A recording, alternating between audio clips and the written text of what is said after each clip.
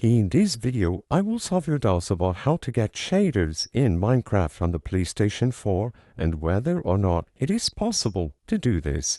As you can see, I am recording this video on my PC using ray tracing on this RTX capable world. A lot of people have been wondering if it is possible to use either RTX or standard shaders on Minecraft Bedrock Edition.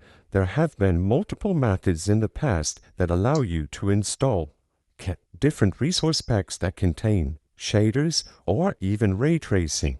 Now, for the PlayStation 4, as you might be aware, it is impossible to download mods besides using the marketplace, and because inside of the marketplace there really isn't any resource packs or any mods capable of introducing shaders into the game, it seems impossible to use it.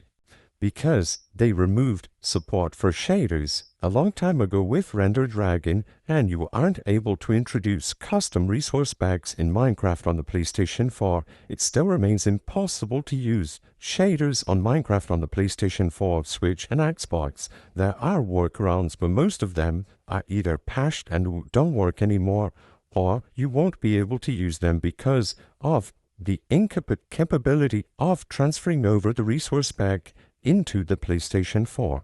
What you can try is to host a server or a realm on your PC and use a custom resource pack on PC that contains either ray tracing or shaders, and then connect to the server via LAN on your PlayStation. This isn't guaranteed to work, but you will be able to use the resource pack on PC and load it up on your PlayStation 4.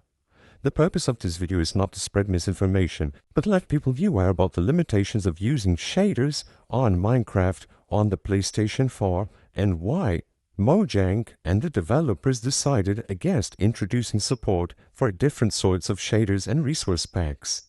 If this video cleared up any questions that you had, please be sure to leave a like and subscribe for more very easy tips. Thank you for watching.